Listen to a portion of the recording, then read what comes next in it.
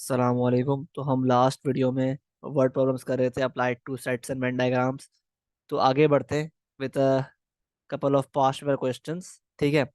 अब देखो, इस क्वेश्चन में ये कह रहा है आपसे कि in a group of language students 24 studied Spanish, 23 studied French and 15 studied German. सही है। और 12 स्टूडेंट्स ऐसे हैं जिन्होंने स्पेनिश और फ्रेंच दोनों पढ़ी हैं। ठीक है। और 10 ऐसे हैं जिन्होंने जर्मन और फ्रेंच पढ़ी है। और 6 ऐसे हैं जिन्होंने स्पेनिश और जर्मन जर्मन पढ़ी है। ठीक है। और 4 ऐसे हैं जिन्होंने सारी लैंग्वेजेस पढ़ी हैं, यानी स्पेनिश, जर्मन और फ्रेंच तीनों पढ़ी हैं। ठीक है। तो मैं कह रहा है आपसे by drawing a Venn diagram. ठीक है। तो पहले हमें वेन डायग्राम ड्रॉ करनी पड़ेगी इस कंडीशन की, इस सिनेरियो की। ठीक है। तो लेट्स से मेरे पास ये वेन डायग्राम है एक।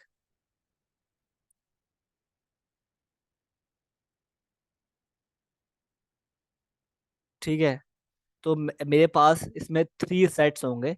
एक सेट होगा किसका? एक सेट होगा स्पेनिश का, एक सेट होगा फ्रेंच का, और एक सेट होगा जर्मन का। ठीक है। अब देखो, ये जो जगह है ना, ये जो जगह है, ये जो पार्ट है, ये उन स्टूडेंट्स के लिए है जिन्होंने ऑल 3 लैंग्वेजेस को स्टडी किया है। तो ऐसे कितने बच्चे हैं जिन्होंने तीनों की 3 लैंग्वेजेस को पढ़ा है, स्टडी किया है? वो हैं 4 बच्चे। तो आपने यहाँ पे फिल कर दिया 4। ठीक है। सिमिलरली ऐसे कितने बच्चे हैं जिन्होंने सिर्फ और सिर्फ स्पेनिश और फ्रेंच पढ़ी है? तो मेरे पास 12 बच्चे ऐसे हैं जिन्होंने स्पेनिश और फ्रेंच पढ़ी है। सही है। तो 12 में से मेरे पास 4 तो यहाँ पे आ गए, 4 तो यहाँ पे आ गए। सही है। तो बचे कितने? बचे मेरे पास 8। तो 8 लोग ऐसे हैं, स्टूडेंट्स ऐसे हैं जिन्होंने सिर्फ और सिर्फ स्पेनिश और फ्रेंच पढ़ी है और जर्मन नहीं पढ़ी। सही है। अब बात करते हैं इस पार्ट की। सही है। तो यहाँ पे वो बच्चे आएंगे जिन्होंने सिर्फ और सिर्फ क्या पढ़ी है? स्पेनिश और जर्मन, और फ्रेंच नहीं पढ़ी। ठीक है। तो ऐसे कितने बच्चे हैं जिन्होंने सिर्फ और सिर्फ स्पेनिश और जर्मन पढ़ी है? तो मेरे पास 6 बच्चे ऐसे हैं जिन्होंने स्पेनिश और जर्मन पढ़ी है। उनमें से 4 तो ऐसे हैं जिन्होंने फ्रेंच भी पढ़ी है। ठीक है। तो अगर मैं 6 में से 4 माइनस करूंगा तो मेरे पास 2 बच्चे ऐसे बचते हैं जिन्होंने सिर्फ और सिर्फ स्पेनिश और जर्मन पढ़ी है। ठीक है। आगे बढ़ते हैं टुवर्ड्स दिस पोर्शन। यहाँ पे वो बच्चे आएंगे जिन्होंने सिर्फ और सिर्फ फ्रेंच और जर्मन पढ़ी है, स्पेनिश नहीं पढ़ी। ठीक है। तो मेरे पास क्वेश्चन में 10 बच्चे ऐसे हैं जिन्होंने जर्मन और फ्रेंच पढ़ी है। उसमें से 4 बच्चे तो ऐसे हैं जिन्होंने स्पेनिश भी पढ़ी है। तो मेरे पास अगर मैं 10 में से 4 माइनस करूंगा तो 6 बच्चे ऐसे बचते हैं, 6 लोग ऐसे बचते हैं जिन्होंने, तो मेरे पास 6 स्टूडेंट्स ऐसे हैं जिन्होंने सिर्फ और सिर्फ फ्रेंच और जर्मन पढ़ी है। सही है। 6 स्टूडेंट्स ऐसे हैं जिन्होंने सिर्फ और सिर्फ फ्रेंच और जर्मन पढ़ी है। सही है। अब अगर मैं बात करूं उन बच्चों की जिन्होंने खाली स्पेनिश पढ़ी है, वो कितने? तो टोटल बच्चे मेरे पास कितने हैं जिन्होंने स्पेनिश पढ़ी है? वो हैं 24। तो अगर मैं 24 में से 8, 2 और 4 माइनस करता हूँ तो मेरे पास आंसर आता है, 10। तो 10 बच्चे ऐसे हैं जिन्होंने सिर्फ और सिर्फ स्पेनिश पढ़ी है। और अगर बात करते हैं फ्रेंच की, तो फ्रेंच मेरे पास कुल मिला के टोटल बच्चों ने पढ़ी है 23। सही है। तो अगर मैं 23 में से 8, 4 और 6 सब्ट्रैक्ट करता हूँ तो मेरे पास बचते हैं 5। तो 5 बच्चे ऐसे हैं जिन्होंने सिर्फ और सिर्फ फ्रेंच पढ़ी है। ठीक है। सिमिलरली अगर मैं बात करूँ जर्मन की, तो मेरे पास 15 बच्चे ऐसे हैं जिन्होंने जर्मन पढ़ी है। तो अगर मैं 15 में से 2, 4 और 6 सब्ट्रैक्ट करता हूँ तो मेरे पास बचते हैं 3 बच्चे। ये 3 बच्चे वो हैं जिन्होंने खाली सिर्फ और सिर्फ जर्मन पढ़ी है। ठीक है। तो इस तरह बेसिकली आपकी एक वेन डायग्राम बन जाती है, ठीक है। तो इसके थ्रू आप फिर क्वेश्चन सॉल्व करोगे, जो कि पार्ट वन और पार्ट टू है, ठीक है। अब देखो पार्ट वन में कह रहा है आपसे, पार्ट वन में कहता है कि both Spanish and French but not German. उन बच्चों को आप नंबर लिखें जिन्होंने स्पेनिश और फ्रेंच पढ़ी है लेकिन जर्मन नहीं पढ़ी। तो अगर आप वेन डायग्राम में चेक करो तो ऐसे कौन से बच्चे हैं, ऐसे कितने बच्चे हैं जिन्होंने स्पेनिश और फ्रेंच तो पढ़ी है लेकिन जर्मन नहीं पढ़ी। तो वो मेरे पास आते हैं 8 बच्चे। तो 8 स्टूडेंट्स ऐसे हैं जिन्होंने स्पेनिश और फ्रेंच तो पढ़ी है लेकिन जर्मन नहीं पढ़ी। और पार्ट टू में कहता है आपसे कि find the number of students who studied only one language. तो मेरे पास 10 बच्चे ऐसे हैं जिन्होंने सिर्फ स्पेनिश पढ़ी है, प्लस 5 बच्चे ऐसे हैं जिन्होंने सिर्फ फ्रेंच पढ़ी है, और 3 स्टूडेंट्स ऐसे हैं जिन्होंने सिर्फ और सिर्फ जर्मन पढ़ी है। तो टोटल कितने होते हैं ये? 18 स्टूडेंट्स ऐसे हैं जिन्होंने सिर्फ और सिर्फ एक लैंग्वेज पढ़ी है, कोई सी भी, ठीक है। तो इस तरह बेसिकली आप सॉल्व करते हो थ्रू वेन डायग्राम, ठीक है, क्वेश्चंस को। अच्छा अब ये सवाल देखो, इसमें आपको शेडिंग करनी है, ठीक है, वेन डायग्राम की, ठीक है। तो इसमें आपसे कह रहा है कि A union B intersection C complement, ठीक है। तो आप पहले इस एरिया को शेड करोगे, फिर आप इस एरिया को डिफाइन करोगे, फिर इन दोनों में से जो कॉमन, जो यूनियन होगा ना, यूनियन दोनों का, वो इसमें अप्लाई कर दोगे एंड में, ठीक है। तो पहले हम बी यूनियन सी को मार्क कर लेते हैं, sorry B intersection C complement को मार्क कर लेते हैं। तो मुझे बताओ इसमें, इस डायग्राम में सी कॉम्प्लीमेंट के एरियाज कौन से हैं? तो सी कॉम्प्लीमेंट है मेरे पास, सी कॉम्प्लीमेंट ये रहा, सी के अलावा ये एरिया है, ये एरिया है, ये एरिया है, और बाहर वाला एरिया है, ठीक है। अगर मैं बात करता हूँ बी की, तो बी इंटरसेक्शन सी कॉम्प्लीमेंट, तो बी कौन सा एरिया है? ये वाला एरिया, और ये वाला एरिया, और ये वाला एरिया, और ये वाला एरिया। तो मुझे बताओ बी और सी कॉम्प्लीमेंट में कौन सा हिस्सा कॉमन है? तो वो है मेरे पास, वो है, ये हिस्सा कॉमन है, सॉरी ये कॉमन नहीं है।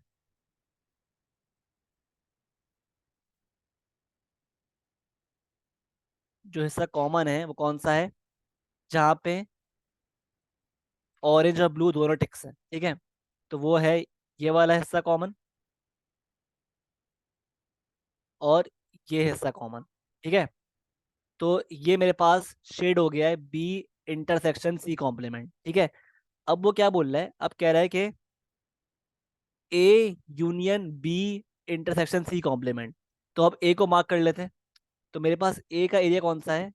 ए है ये, ए जो एरिया है वो कौन सा वाला है? वो है, ग्रीन से मार्क कर रहा हूँ मैं, ये वाला है एरिया है, और ये वाला एरिया है, और ये वाला एरिया है, और ये वाला, और सही है, बस ये ए का एरिया है, ठीक है। तो अब कह रहा है कि A union B intersection C complement. तो हम क्या करेंगे, क्या मतलब हुआ इसका?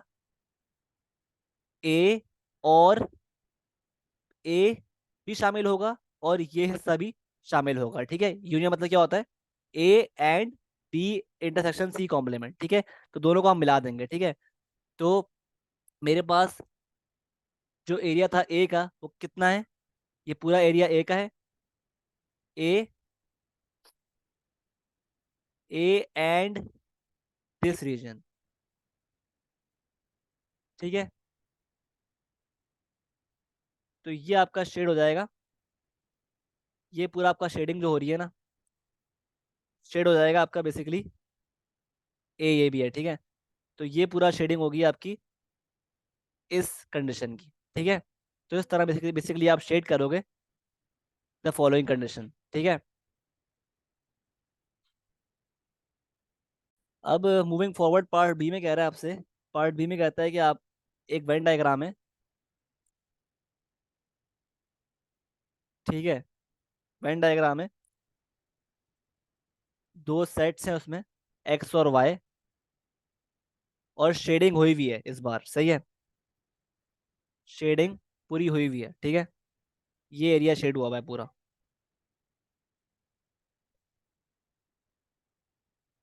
अब कह रहा है, क्वेश्चन क्या है, के express in set notation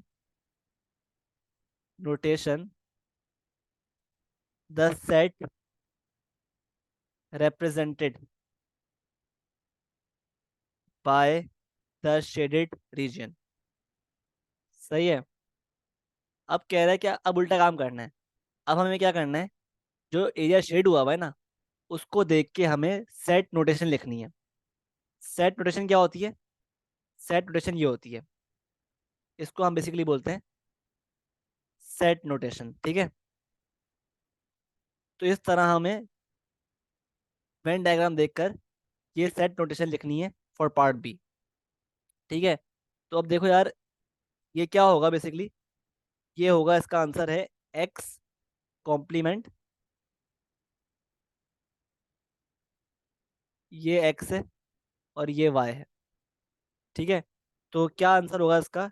x complement union Y. ठीक है। X complement union Y. आप चेक भी कर लो कि अगर मैं एक्स कॉम्प्लीमेंट को मार्क करूं तो क्या क्या होगा, क्या एरियाज मार्क होंगे? ये मार्क होगा एरिया, और ये बाहर वाला मार्क होगा। ठीक है। और अब मैं मार्क करता हूँ वाई के एरियाज को। तो ये है वाई, क्या है ये और ये। अब इन दोनों को हमें यूनियन अप्लाई करना है, यूनियन। तो मतलब एक्स कॉम्प्लीमेंट और वाई मिला देना है। ठीक है। मिला के आपको शेड करना है। ठीक है। तो ऑब्वियसली जो एरिया शेड हुआ हुआ है, ये पूरा ही इसमें शेड होगा। ठीक है। जब भी इसका आंसर क्या है, एक्स कॉम्प्लीमेंट यूनियन वाई। सही है। अब एक और सवाल आता है, पास्ट पेपर्स में आया था कि लिखा हुआ था the universal set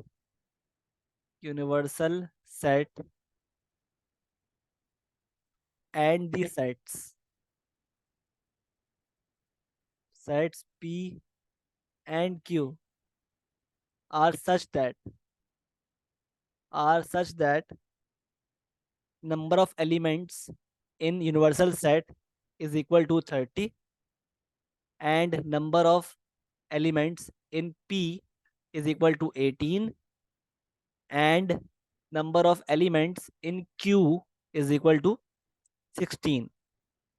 Given that given that number of elements in P union Q complement is 2, find number of elements in P intersection Q। ठीक है। तो इसके लिए हमें एक वेन डायग्राम ड्रॉ करनी पड़ेगी। तो आपसे क्या बोल रहा है बेसिकली, कि आपके पास ये रहा यूनिवर्सल सेट। सही है। इसमें दो आपके पास सेट्स हैं, पी एंड क्यू। सही है। अब आपसे मांग क्या रहा है, आपसे मांग रहा है कि number of elements in P intersection Q, जो कि एक्स है, पता नहीं हमें। ठीक है। तो ऑब्वियसली मेरे पास अब कह रहा है आपके पास जो number of elements in P है ना, वो है 18। तो ऑब्वियसली ये क्या हो जाएगा, 18 माइनस, सॉरी, हाँ 18 माइनस एक्स, और number of elements in Q क्या है, 16। तो ये हो जाएगा 16 माइनस एक्स। ठीक है। एक और बात कर रहा है, एक और बात बोल रहा है कि number of elements in universal set क्या है, 30। मतलब टोटल एलिमेंट्स कितने हैं, 30। सही है। 30 एलिमेंट्स हैं। और number of elements in P union Q के अलावा, पी यूनियन क्यू कॉम्प्लीमेंट क्या है, 2। मतलब नंबर ऑफ एलिमेंट्स जो बाहर है वो कितने हैं, 2। क्योंकि पी यूनियन क्यू कॉम्प्लीमेंट जो है, वो इस पूरे जो दोनों सेट्स हैं ना, पी और क्यू, इनके अलावा की बात कर रहा है। सही है। तो इनके अलावा जो एलिमेंट्स हैं ना, वो 2 हैं, जो बाहर लिखेंगे हम लोग। सही है। और ये सब मिलाकर कितने हैं, 30। तो अब कह रहा है कि find number of elements in P intersection Q, मतलब एक्स फाइंड करना है।